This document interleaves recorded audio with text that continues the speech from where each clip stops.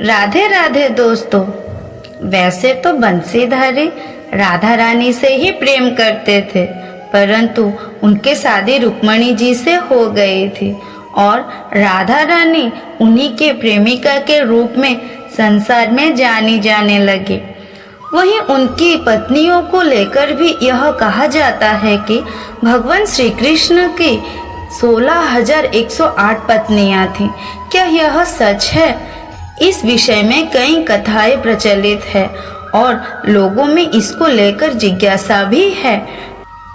तो आइए जानते हैं श्री कृष्ण की 16,108 पत्नियों के होने के पीछे का रहस्य क्या है। तो दोस्तों, वीडियो में आगे बढ़ने से पहले आपसे एक प्यार भरा निवेदन है कि आपको अगर मेरी वीडियो अच्छा लगता हो तो प्लीज मेरी वीडियो को एक लाइक और चैनल को सब्सक्राइब कीजिएगा। तो दोस्तों, वीडियो में आगे बढ़ते हैं। यह सत्य है कि श्री कृष्ण की 16,108 रानियां थी, मगर सोचने वाली बात है, इतनी सारी रानियां कैसे? इसके पीछे एक विशेष कहानी है जिसे कई लोगों ने अपने मान्यता अनुसार कई रूप दिए हैं। इसमें जो कथा सत्य से सबसे ज्यादा निकट मानी जाती है वो है भागवत महापुराण के 10वें स्कंद के 59वें अध्याय में दी गई है। इस कथा के अनुसार भगवान श्री कृष्ण के मुख्य रूप से केवल 8 पत्नियां मानी जाती है। इनमें देवी रुक्मणी, देवी जाम्बवती, सत्यभामा, देवी कालिंदी, देवी मित्रविंदा, देवी सत्या, देवी भद्रा और देवी लक्ष्मणा भी शामिल है। इन सभी से श्री कृष्ण के विवाह परिस्थितियों की मांग की वजह से हुआ था। इन 8 को श्री कृष्ण ने पूर्ण रूप में अपनी पत्नी के रूप में स्वीकार किया था।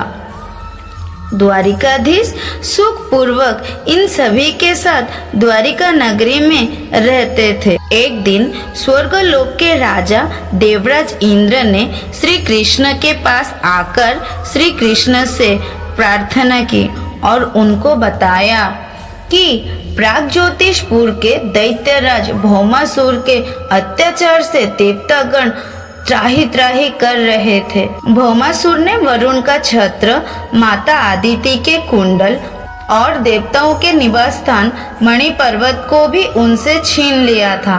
दोस्तों, आपको बता दें, भौमासुर पशुओं से भी ज्यादा क्रूर और अधर्मी था।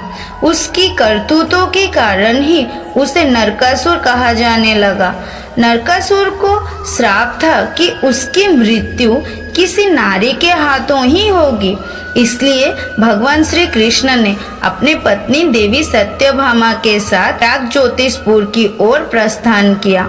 वहां पहुंचते ही सबसे पहले श्री कृष्ण और देवी सत्यभामा ने मिलकर मूर दैत्य और उनके सभी 6 पुत्रों ताम्र, अंतरिक्ष, श्रवण, विभावसु, नवस्वान और अरुण का वध किया। अपने पुत्रों की मृत्यु की खबर सुनकर भौमासुर क्रोध से लाल हो गया, जिसके बाद वो अपनी सेना लेकर युद्ध के लिए आ गया। देवी सत्यभामा श्री कृष्ण के साथ उनके सारथी के रूप में गई और अंत में उनके हाथों ही भौमासुर का विनाश हुआ।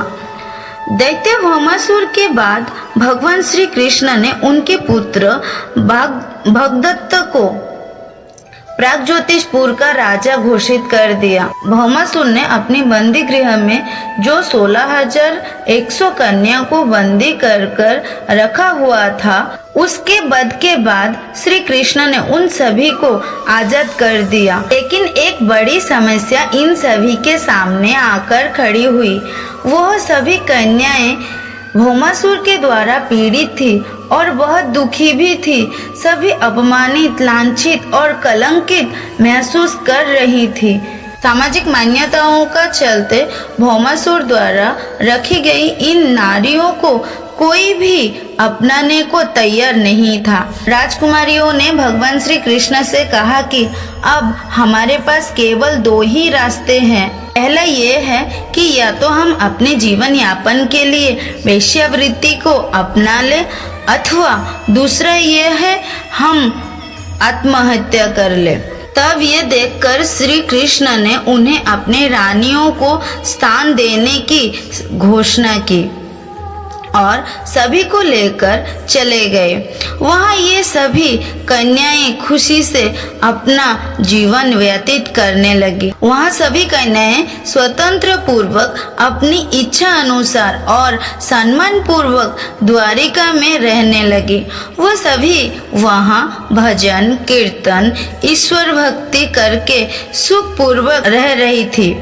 एक कहानी ये भी प्रचलित है कि पिछले जन्म में 16,100 कन्याएं ऋषि मुनि थे। इन सभी ने श्री कृष्ण को पति के रूप में पाने के लिए तपस्या की थी। अगले जन्म में इन सभी ऋषि मुनियों ने कन्या के रूप में जन्म लिया और श्री कृष्ण ने उन्हें अपनी पत्नी बनाकर इनकी मनोकामना पूरी की। बता दे कि श्री कृष्ण कार्तिक मास के कृष्ण पक्ष की चतुर्दशी को नरकासुर यानी भौमासुर का वध कर दिया था। तो दोस्तों, क्या आपको भी श्री कृष्ण के 16,108 रानियों के सच इससे पहले पता था?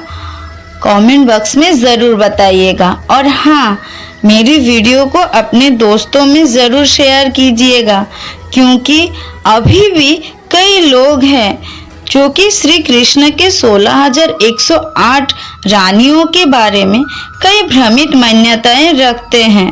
तो दोस्तों, मिलते हैं अगले वीडियो में। तब तक के लिए भगवान श्री कृष्ण के प्रेम में आनंद से रहिए। राधे राधे।